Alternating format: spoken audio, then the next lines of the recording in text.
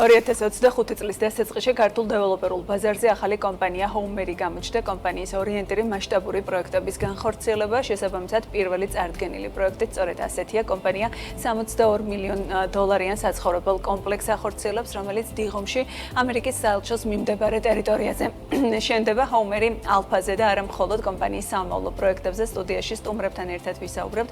ნიკოლოზ მეძმარიაშვილი, კომპანიის გენერალური დირექტორი და სალომე ლაზიშვილი, ამავე კომპანიის კომერციული დირექტორი იმყოფებიან ჩვენთან ერთად. დღე მშვიდობისა.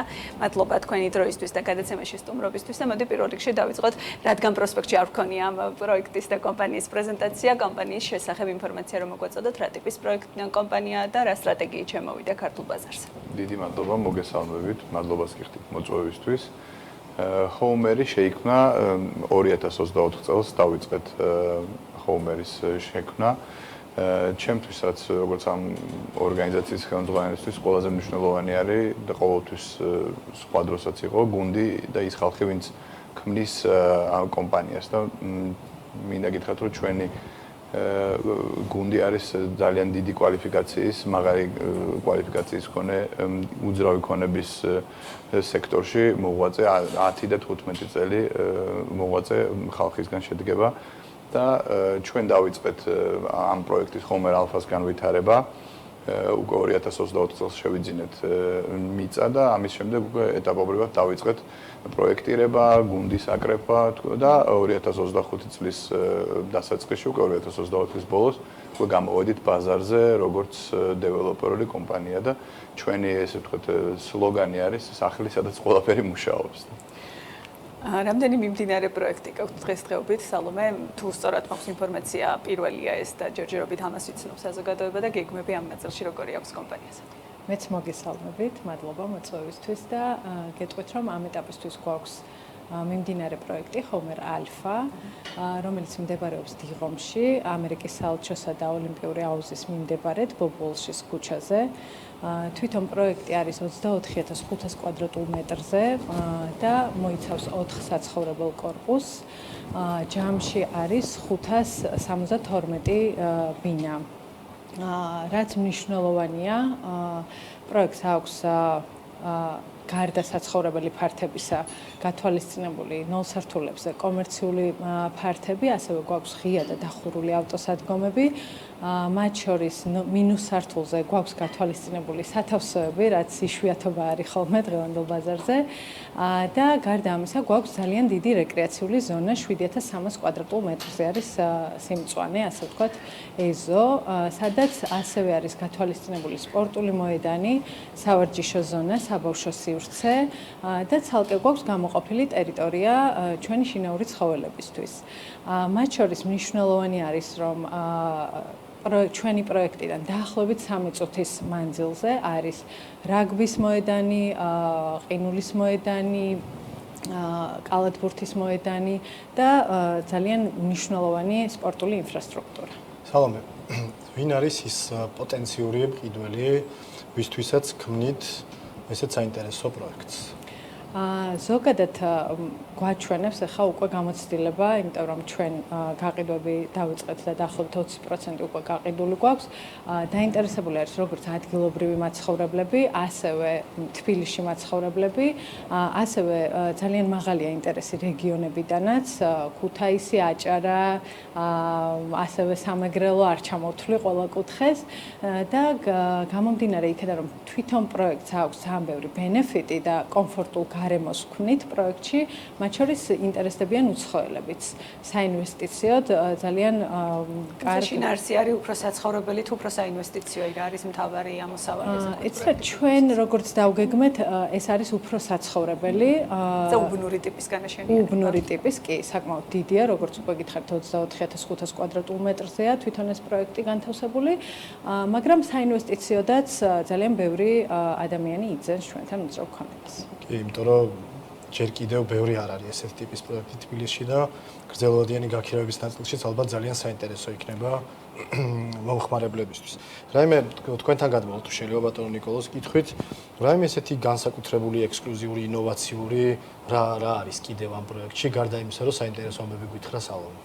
დიახ, როგორც სალომემ რაც მოყვა პრინციპში იმას გავაგრძელებ და ის ყველა ეს თქო ბენეფიტი რაც აქვს ჩვენს პროექტს ამას დავუმატებდი რამდენიმე კომპონენტს რაც მართლა ექსკლუზიურს ქმნის ჩვენს პროექტს ეს ისევ და ისევ ჩვენი გამოცდილი გუნდის საშუალებით ანუ გვეძლევა იმის საშუალება რომ წინასწარ დავგეგმოთ ისეთი დეტალები და ისეთი ნიუანსები რაც სხვა დროს თქვა შეიძლება სხვა დამწყებ დეველოპერს არ შეეძლოს რომ გათვალოს, აი მაგალითად როგორიც არის აივანზე განთავსებული გამოყოფილი ადგილი, სადაც თქვენ გათბობის ქვაბი და კონდიციონერის თქვა ბლოკი უნდა დააყენოთ, რომელსაც მილები უკვე წინასწარ არის გაყვანილი, გაყვანილობას წინასწარ არის, მე აღარ გიწევთ თქვა რომ რაღაცა დაამტვერიანოთ და გააჭუჭყიანოთ თქვენი ბინა, ასევე არის გვაქვს გენერატორი, რომელიც შუქის წასვლის შემთხვევაში ამუშავებს წყლის აუზებს, ამუშავებს ლიფტებს და საერთო სივრცეებს. ასევე თვითონ წყლის აუზი რაც ახლა ვახსენე, ესეც არ არის ყველა პროექტში, სადაც იმ დაახლოებით არ ვიცი, ალბათ რამდენიმე შეიძლება 2 დღეც გაძლოს თუ გააჩნია მოხმარებას რა, ანუ მინიმუმ 6 საათი ყველაფერი რომ დაიტვირთოს. წყალი არ შეუწყდება ჩვენ მობინადრებს და ეს ვფიქრობ რომ ისეთი დეტალები რაც შეიძლება დღევანდელი გადმოსახედიდან ვიღაცამ ესე ვერ აღიქვას, მაგრამ უკვე როდესაც იცხოვრებს ადამიანი, მაშინ მიხვდება რა რამდენი დადებითი თქვა რაღაც რაღაც ცხოვრობთ და არ გვაქვს მსგავსი უპირატესობები, ხვდებით რამდენად მნიშვნელოვანია ასეთი ტიპის წინასწარ გათვლა კომპანიების მხრიდან და ვფიქრობ რომ ეს ქმნის ზუსტად ამ პროექტს ექსკლუზიურობას ესძენს და ასევე თქვენს ახსენეთ რაღაც ტექნოლოგიები და ჩვენ პროექტს ექნება smart, ესე იგი აღიჭურება smart სისტემებით, რომელიც ასევე ვფიქრობ რომ ექსკლუზიური არის ამ ჩვენი პროექტისთვის და ამ უბნისთვის. ბატონო ნიკოლოზ, ვისთან ერთად ახორციელებთ პროექტს, ბიზნეს მოდელი როგორია და ინვესტორების კლასიფიკაცია თუ შეგვიძლია ასე ვთქვათ. ჩვენ პროექტს ჩვენი ინვესტორები არიან ემირატებში განთავსებული, დუბაიში განთავსებული კომპანია, რომელიც თვითონ დუბაიში აკეთებენ პროექტებს და დაინტერესათ საქართველოს, ჩვენ მე ვთქვათ ამ რაღაც საერთო გადაკვეთის წერტილი ჰქონდა ერთმანეთთან და ამის შემდეგ გადავწყვიტეთ რომ რაღაც ბევრი მსჯელობა ჰქონდა სანამ ვთქვათ ამ ბაზარზე შემოვიდოდნენ. ჩვენი ბიზნეს მოდელი არის შემდეგი, რომ ჩვენ ნებისმიერ პროექტს ვაფასებთ, ასე ვთქვათ, რა დაგვიჯდება. ნაწილი თანხა, ვთქვათ, მიწისთვის და რაღაც საწყისი კაპიტალი მოდის ინვესტორისგან და ამას ემატება, ვთქვათ, ადგილობრივი ბანკი, რომელთან თანამშრომლობთ, ამ შემთხვევაში ჩვენ TBC-სთან თანამშრომლობთ. შესაბამისად, ჩვენი პროექტი გამოდის, რომ არის დაფინანსებული, ამიტომ არ უნერველობთ, არ ვიცი, წინასწარ გაყიდვაზე, თუმცა ეხლა როგორც ვსაუბრობთ, 20% უკვე გაყიდული გვაქვს, მაგრამ არ ვართ დამოკიდებული გაყიდვებზე და ჩვენი ინვესტორის თანხით და ასევე ჩვენი პარტნიორი ბანკის თანხით ვახორციელებთ. რაც როგორც არასდროს დღეს მე მგონი იმდენად მნიშვნელოვანია არსებული მდგომარეობის გათვალისწინებით, რაც ხდება მათ შორის დაკრედიტების მიმართულებით და აქვე ბარემ მკითხავთ ვიდრე სალომესთან ფასებზე და დასრულების ვადებზე ვისაუბრებდეთ. თქვენ როგორ უყურებთ ბაზარზე არსებულ ვითარებას დღესდღეობით? ხომ არ ხედავთ რაიმე ფორმით რისკებს, გაზრდილ რისკებს, რადგანაც ხედავთ რომ მეინდამაც ისეთი აქტიურობით აღარ გამოირჩევა სექტორი როგორც წინა პერიოდში იყო. დიახ, ანუ აქტიურობა ვფიქრობ რომ თქვენ სიუჟეტშიც იყო გარეთ უსმენდი რომ ანუ ის მაისშიც თქვათ ზრდა არის ფიქსირებული დაახლოებით 7 რაღაც. თუმცა 5-იან ჭრილში 3%-იანი კლება და 21%-იანი მეორად მინებს. ანუ გეტყვით, ანუ 2022-ში და 2023-ში ისეთი ზრდა იყო, რაც იყო გამოწვეული, თქვათ, ჩვენი გეოგრაფიული მდებარეობით და ომის, თქვათ, დაწყებით, რომ დღეს შეიძლება ჩანდეს, რომ ცოტა შენელდა. და ალბათ ახლა სტატისტიკაც აჩვენებს, მაგრამ ეხლა მაისში ჩვენც, თქვათ, ივნისიც უკვე დამთავრდა, შეგვიძლია ვთქვათ, რომ ძალიან ანუ იმაზე ალბათ რა ვიცი, ბევრად, ანუ ერთი 70% უფრო მეტი ბინა გავყიდეთ, ვიდრე დაგეგმილი ჰქონდა. და ვფიქრობ, რომ ჩვენ არ უყურებთ ბაზარს ისე, რომ რაღაც პრობლემა შეიძლება შეიქმნას. ჩვენ ვფიქრობთ, რომ ისეთ პროდუქტს თავაზობთ ბაზარს და ისეთ, თქვათ, აი რაც მოგიყევით ხარისხი ჩვენი აზრი არის, რომ ხარისხიანი პროდუქტი შევთავაზოთ ბაზარს და ვფიქრობთ, რომ ესეთი პროდუქტისთვის ადგილი ყოველთვის არის ბაზარზე და ზოგადად შეიძლება რაღაც მოკლევადიანი, არ ვიცი, რაღაც შენელება იყო ახლა, მაგრამ ვფიქრობ, რომ მაინც ტენდენცია ზრდადი იქნება და გრძელვადაში ვფიქრობ, რომ ამ ბაზარს არ აქვს არანაირი საფრთხე, რომ უფრო ვფიქრობდეთ სხვანაირად, მაშინ ამდენ ინვესტიციას არ გავაკეთებდით. ფასების დაწესებულება არ შემოხვიდოდით ალბათ ბაზარზე. როგორი სიტუაციაა რა, ეს რაღაც გარკვეული რყევები არის და ფასები როგორ მიყვება ამ სურათს? როგორც აღნიშნე გუგა, მოთხოვნა საკმაოდ მაღალია ჩვენ პროექტზე, გამომდინარე იქიდან, რომ ჩვენ ვქმნით კომფორტულ გარემოს ჩვენი მაცხოვრებლებისთვის. ფასი არის ხარისხთან შესაბამისობაში, ასე ვიტყოდი. ერთიანი გადახდის შემთხვევაში $900-დან იწყება ჩვენთან 1 კვადრატული მეტრის ღირებულება, რაც იდეაში ვფიქრობ, რომ საკმაოდ ისეთი მისაღები ფასია. თუმცა გარდა ამისა, რაც შემიძლია ახლა აქ თქვენთან მთავანოსო, 15 ივლისიდან ვიწყებთ კიდევ ერთი კორპუსის წინასწარ გაყიდვებს და ჩვენ ამით ვაძლევთ ჩვენს მომხმარებლებს შესაძლებლობას, რომ უფრო დაბალფასად და უფრო მოქნილი გადახდის პირობებით შეიძინონ უძრავი ქონება და გარდა ამისა, ჩვენ გვაქვს ყოველკვირეული შეთავაზება, ვინც თვალყურს გვადევნებს, იციან და ელოდებიან ხოლმე. მოპედს მოკარი თვალი. კი, მოპედს მოკარი თვალი. ამ კვირის შეთავაზებაში არის მოპედი. ყოველ ორშაბათს ვდებთ განსხვავებულ და განსაკუთრებულ შეთავაზებას. ეს შეიძლება იყოს საჩუქარი რაღაც ტიპის, ან შეიძლება იყოს, თქვათ, ყველაზე დაბალი ღირებულება, რის შესაძლებლობასაც გვაძლევს, რა თქმა უნდა, თვითონ ბიზნეს მოდელი, ან იყოს რაღაც გადახდის პირობა, ისეთი არასტანდარტული, რასაც თქვათ, სხვა შემთხვევაში ვერ შევთავაზებთ ჩვენს მომხმარებლებს. რა რესურსი არსებობს ფასის ზრდის? ძალიან ბევრი ადამიანი საქართველოში ყიდულობს უძრავ ქონებას დასაწყისში იმისთვის, რომ იმიტომ რომ მერე თქვათ ფასები იზრდება. დღეს თუ არსებობს ესეთი რესურსი დარჩენილი და თქვენ ამ ნაწილში როგორი პროგნოზები და მოლოდინები გაქვთ? ვფიქრობ, რომ ამის რესურსი ჩვენს პროექტებში არსებობს და ჩვენ ყოველთვის პროექტს ისევ გეგმავთ, რომ ეტაპობრივად ვაძვირებთ ფასს და ადამიანი, ვინც თქვა დასაწყისში პრესეილზე იყიდეს ჩვენთან ბინას, გარანტირებულად შეიძლება 30-40%-ით მეტი თქვა ღირებულება შეხვდეს უკვე პროექტის დასრულების დროს.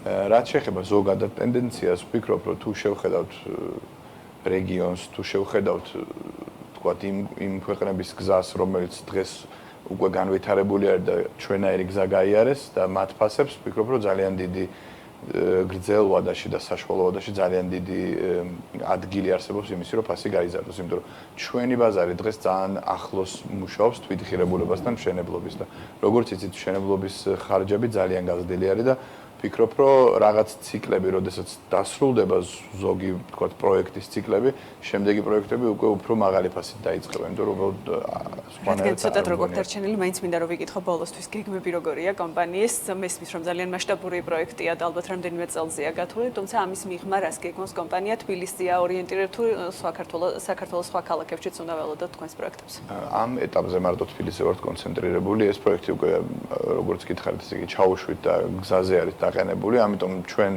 იმის გარდა ვთქვათ სალომე ზრუნავს იმაზე, რომ ეს პროექტი კარგად გაიყიდოს და კიდე სხვა გუნდი ჩვენი ზრუნავს, რომ კარგად აშენდეს. მე და კიდე ცალკე გუნდი არსებობს, ვინც მუშაობთ, რომ ახალი პროექტები გქონდეს. ანუ ეხლა ვერ დავასახელებ ზუსტად ლოკაციებს, მაგრამ ორი პროექტზე ძალიან ახლოს ვართ უკვე, რომ ვთქვათ მოლაპარაკება დასრულდეს. ვფიქრობთ, რომ სადღაც სექტემბრისთვის ამ ორიდან ერთ-ერთი უკვე გაეშვება და წლის ბოლომდე გვინდა რომ მეორე გაეშვას და შემდეგ გეგმა გვაქვს ისეთი, რომ ყოველ წელს ერთი ან ორი პროექტი დავიმატოთ. თვითონ პროექტის ზომასაც გეტყვით, რომ ძალიან პატარა პროექტებს არ უყურებთ, გვირჩევნია, რომ ერთი თქოთ უფრო თქოთ რაღაც ისეთ ტერიტორიაზე იყოს გაშლოზე და თქოთ უფრო ისე შევძლოთ დავგეგმოთ, როგორც ახლა ეს პროექტი გვაქვს, რომ არ არის ძალიან მაღალი და უფრო კარგი საცხოვრებელი იყოს და ასევე გვინდა რომ ეხლა თუ არის ეს პროექტი ახლა თუ არის დიღომში, გვინდა რომ უბნებიც თქოთ მოვიცვათ, რომ როდესაც ჩვენთან მოვა მომხმარებელი არჩევანის საშუალება გქონდეს. და უბნებთან ერთად რა თქმა უნდა თქოთ პროდუქტის ტიპიც და ხარისხიც იცვლება, მაგრამ ჩვენი მიზანი არის და ყველაზე მთავარი რომ იმ უბანში, იმ პროდუქტში თქოთ და იმ სეგმენტში გქონდეს საუკეთესო ხარისხი და ჯერჯერობით მგონია რომ ამას ესე ვახცევთ. დიდი მადლობა. წარმატებებს გისურვებ.